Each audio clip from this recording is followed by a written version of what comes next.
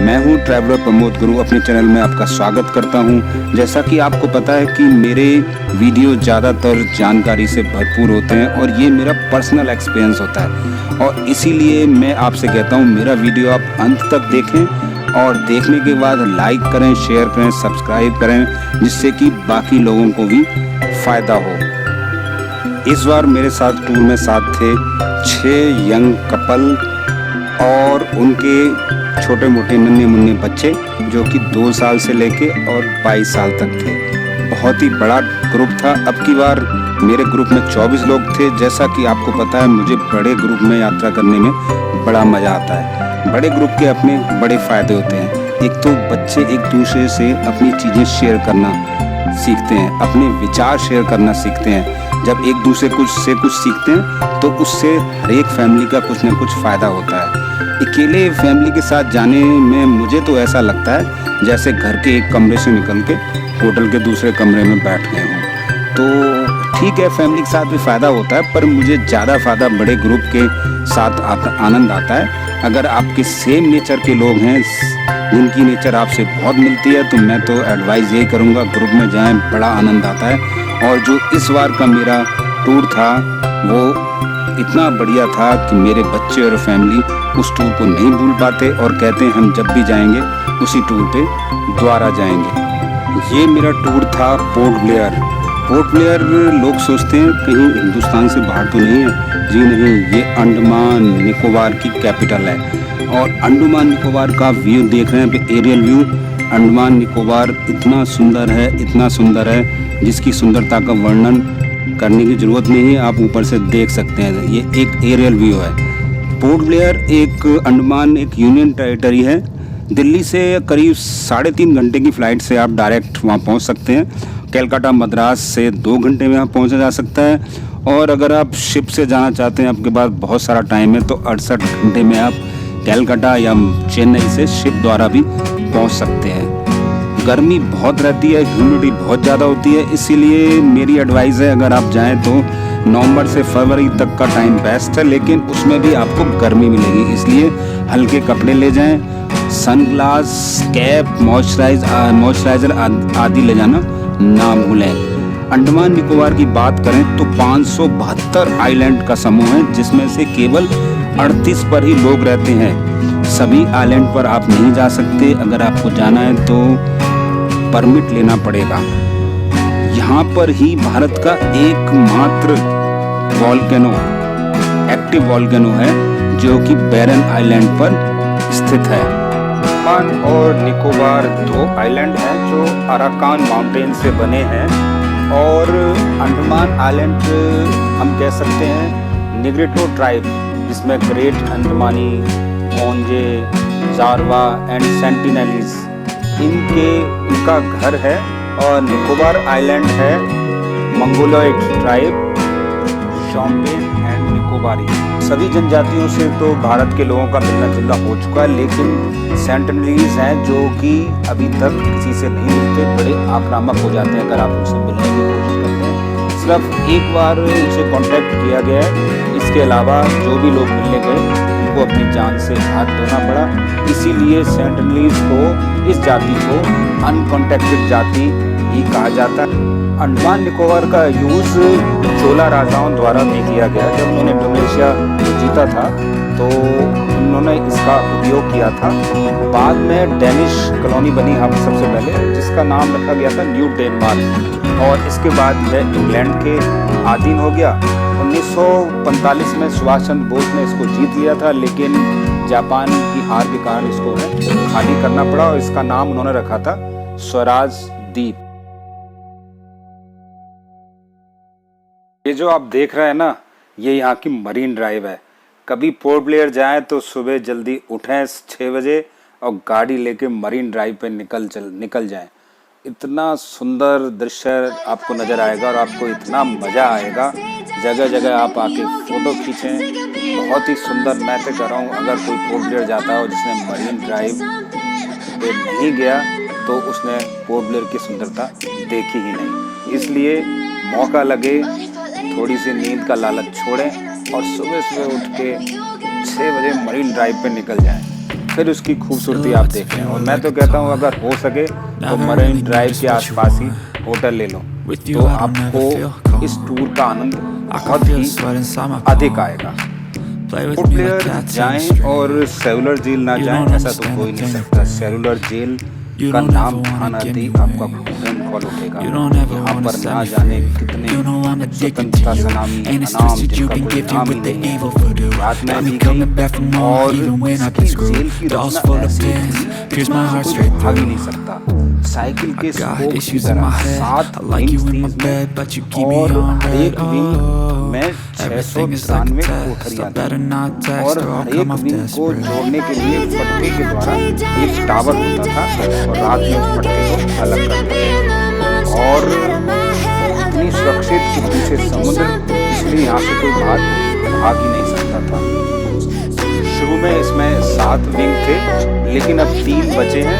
उसको तोड़ के इसके साथ ही हॉस्पिटल बना दिया गया, अन्य सुविधाएं दे दी गई। इसमें रहने वाले जो बहुत बड़े बड़े क्रांतिकारी थे उनमें वीर सावरकर, कल्पना दीक्षित, बटुकेश्वर दत्त और महावीर सिंह आदि। महावीर सिंह को तो भूख हड़ताल तोड़ने के लिए जबरदस्ती दूध पिलाया गया, जो उनके लंग्स में चला और उनकी डेथ हो गई। उन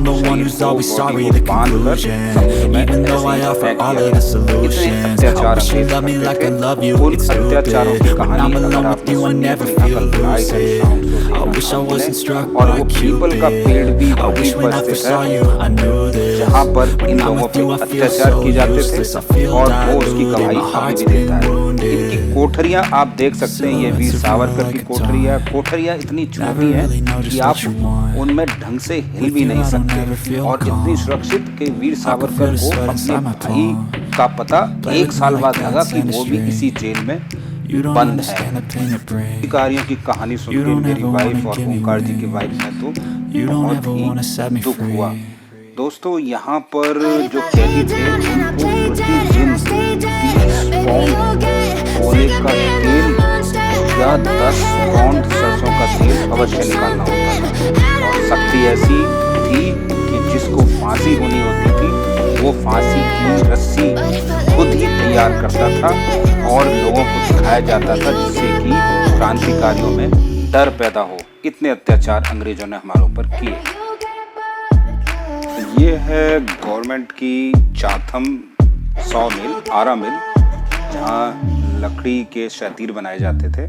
और चाथम इसका नाम इसलिए कि चाथम नाम का आइलैंड है जो करीब 12 एकड़ में फैला हुआ है, और इसकी जो स्थापना है लेफ्टिनेंट ब्लेयर, जिनके नाम पे पोर्ट ब्लेयर है, उन्होंने की थी। और ये एशिया की बिगेस्ट और पुरानी सॉ मिल है जो 1883 में बनाई गई थी, और इस आरा मशीन से ही न्यूयॉर्क, लंदन को टिम्बर जाता था।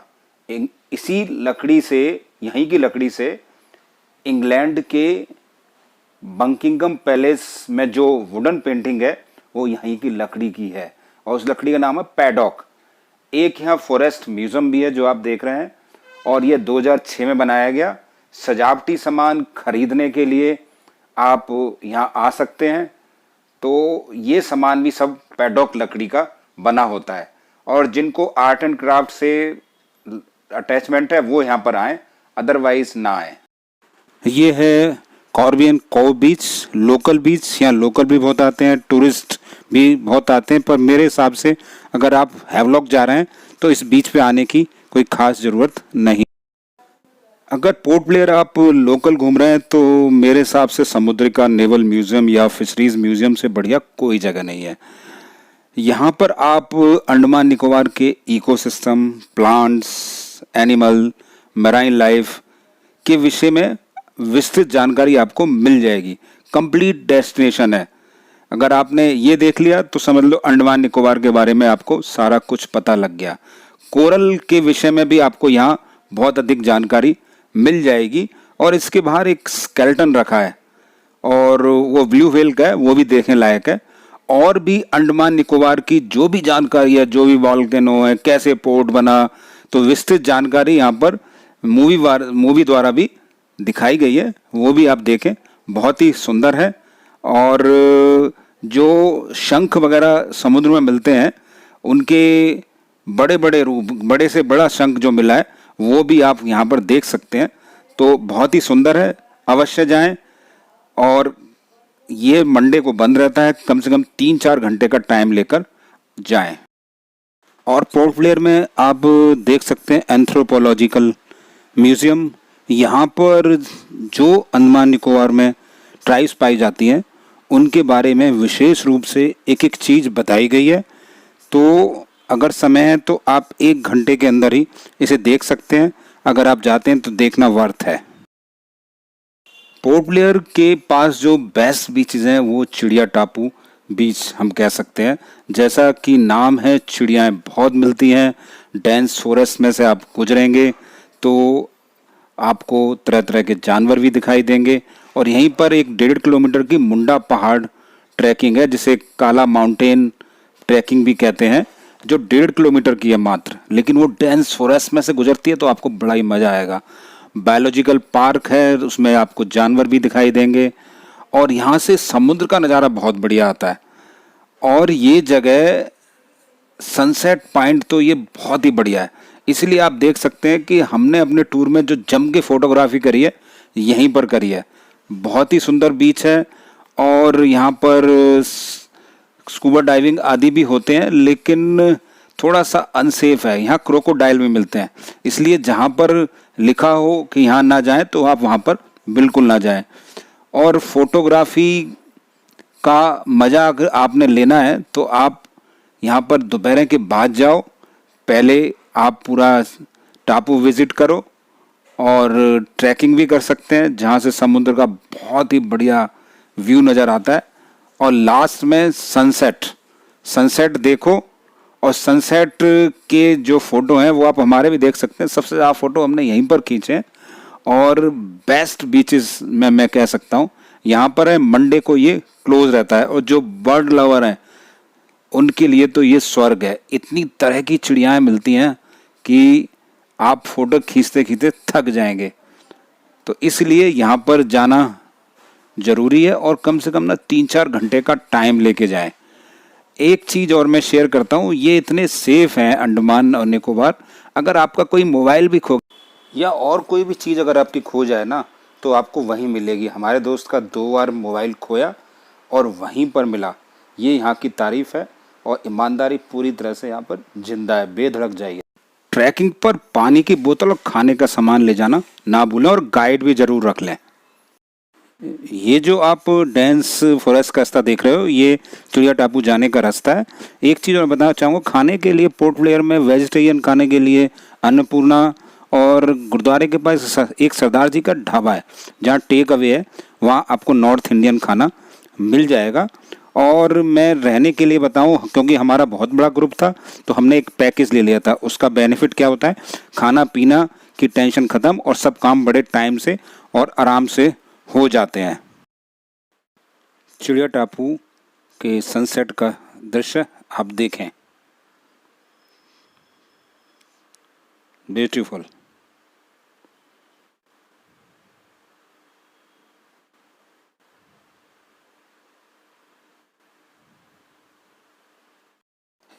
ये हमारा पोर्ट ब्लेयर में जहाँ हमने स्टे किया था, क्योंकि हमारा पैकेज टूर था, रहना खाना सब उसी ऑपरेटर की तरफ से था। होटल कमल बहुत अच्छी लोकेशन पे था और बहुत ही स्पेशियस था। ये आप ऑब्ज़र्व कर सकते हैं कि रात को भी हमें एसी की ज़रूरत बिल्कुल नहीं पड़ती थी। टेम्परेचर बहुत अच्छा था और यहाँ पर दिन बहुत जल्दी निकल आता है और रात भी जल्दी होती है। इस चीज़ का आप ध्यान रखें। ये बिल्कुल नेचर के साथ था, आप देखें।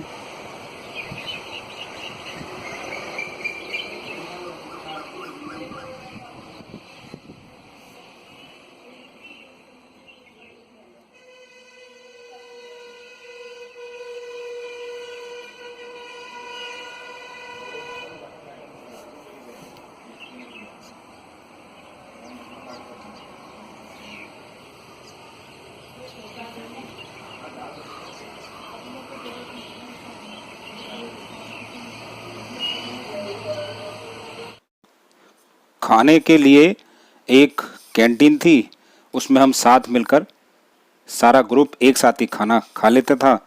उससे हमारा बहुत टाइम बचा और खाना भी हमें अपनी पसंद का मिला।